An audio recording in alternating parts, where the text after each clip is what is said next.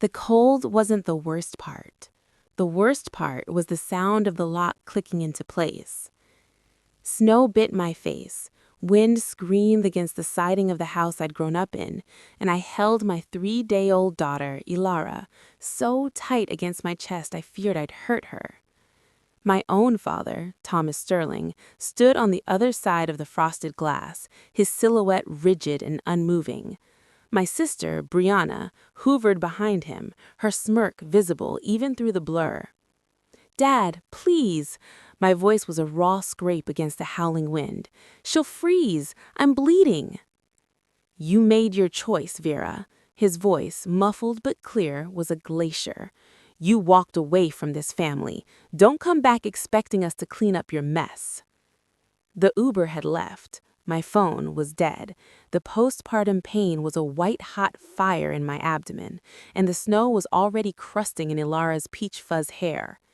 This was punishment, not for a mistake I'd made, but for the one they believed I was, the disappointing daughter, the burden, the failure. I'd come here as a last resort, still wearing the sweatpants I'd left the hospital in, with nothing but a diaper bag and a desperate hope that basic human decency would outweigh a lifetime of conditional love. I was wrong. Brianna's voice slithered through the door. "She's always been dramatic, Dad. She just wants attention." That's when the world went quiet inside me, a profound, chilling silence. The hope I'd carried like a fragile bird finally froze and fell still. I remember stumbling back, my legs buckling. The porch step was icy. I remember curling my body around Ilara's, using my own fading warmth as a shield. I remember her weak, mewling cry growing fainter. The snow wasn't just falling, it was burying us. Then, through the dizzying white, lights. Not the flicker of the porch bulb, but the steady, blinding glare of headlights cutting through the storm. Doors opened. Dark figures rushed toward me. "Miss Sterling? Vera?" A man's voice, urgent but calm. Strong hands lifted me. A thermal blanket was wrapped around Ilara. "We've got you. You're safe." As consciousness bled away, cradled in the warmth of a stranger's arms, I heard him speak into a comms unit. "Asset recovered. Infant is critical. Notify Mr. Thorne immediately." Mr. Thorne. The name meant nothing, but in that void of cold and betrayal, it was a lifeline thrown from a ship I never knew existed.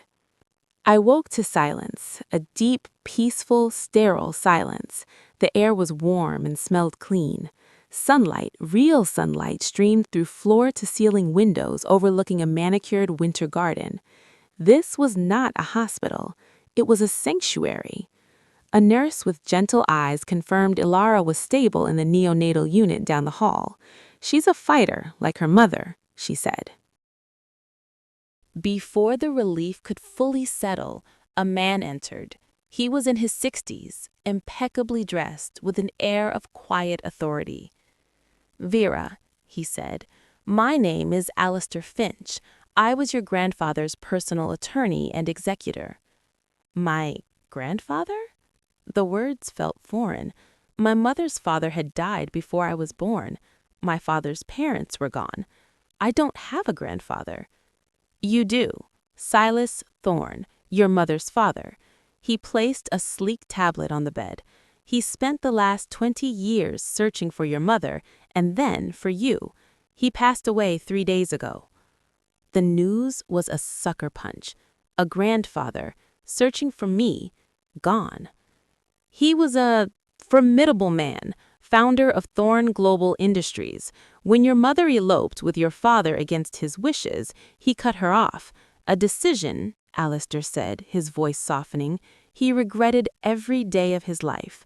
By the time he softened, she had disappeared. Your father made sure of that. He pulled up a document on the tablet, a will. My name, Vera Thorne Sterling, was highlighted. "He left you everything, Vera. The majority stake in Thorne Global, his entire estate. The trust matures upon his death with a single, non-negotiable condition." "What condition?" "That you take your rightful place as his heir. that you claim the name he wanted you to have." Alistair looked at me, his gaze piercing. "He knew about your father's temperament. He suspected you might be isolated.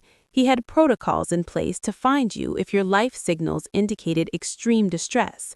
The bracelet your mother gave you contained a locator. When your vitals crashed in that storm, we came." The pieces snapped together with dizzying force. The anonymous benefactor, the security team, the private medical wing. It wasn't luck. It was a dead man's love, reaching from beyond the grave to pluck me from the ice. "Your father and sister," Alistair continued, his tone turning to steel, "have been served with a cease and desist. They are also under investigation for attempted custodial interference and endangerment. The security footage from the neighbor's camera was quite conclusive." He handed me a sealed envelope, Silas Thorne's final letter. My hands shook as I read it. "My dear Vera, if you are reading this, I have failed to meet you. For that, I am eternally sorry. Do not mourn a ghost. Use what I give you to build a life so bright it burns away the shadows they try to keep you in. You were never theirs to break. You are a thorn. Now act like one." I cried then, not the desperate tears of the porch, but the deep, cleansing tears of a truth finally acknowledged. I had a legacy. I had a name. I had power. And I was going to use it. 6 weeks later, I walked into the boardroom of Thorne Global on Alistair's arm. My body was healed, my mind was sharp, trained in a crash course of corporate governance, finance, and leadership. Alara, now thriving, was with her nanny in the penthouse suite upstairs. I wore a tailored black suit, my hair swept back. I looked like the CEO I was about to become. The board members, a sea of skeptical, seasoned faces, watched as I took the seat at the head of the obsidian table. "Gentlemen," Alistair began, "I present Vera Thorne, majority shareholder and effective today Chief Executive Officer of Thorne Global." The murmurs were immediate. A man named Harrington, the old guard CFO, scoffed. "With all due respect, Alistair, this is a multi-billion-dollar empire, not a consolation prize.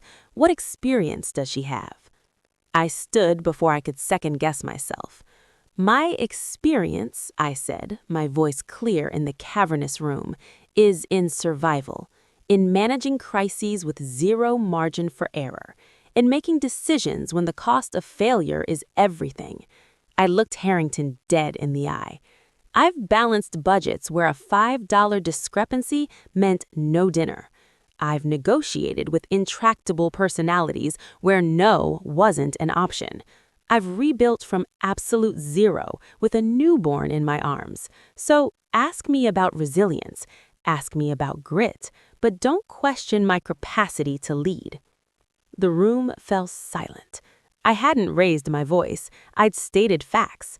The meeting proceeded. I asked pointed questions, deferred to expertise where I had none, and made 2 strategic decisions that Alistair later told me were vintage Silas. By the end, the skepticism had tempered into wary respect. Later, in my new office, Alistair handed me a file. "They've applied for assistance." "Who?" "Thomas and Brianna. They're bankrupt. The house is in foreclosure. They applied to the Thorne Family Foundation for emergency housing and a grant." A bitter laugh escaped me. The foundation I now chaired. The irony was exquisite. "What would you like to do?" Alistair asked, his face neutral. I looked out at the city, my city now. I felt no anger, only a distant pity. "Deny the application," I said, "but send them the standard resource packet for city shelters and social services. No special note, no signature." "A clean break?" "No," I corrected softly. "A boundary. One they taught me was necessary." 5 years later, I stood at a gala for the Thorne Foundation, which now funded dozens of shelters for women and children fleeing domestic situations. I was giving the keynote. At the podium, I didn't talk about billions or boardrooms. I talked about the sound of a lock clicking in the cold. I talked about the warmth of a rescue you never saw coming. I talked about building a life not from revenge, but from purpose. In the audience, among the donors and survivors, a young woman caught my eye. She held a toddler on her hip, her expression a mix of hope and hard-won peace. She'd come through one of our shelters. She was me, 5 years removed.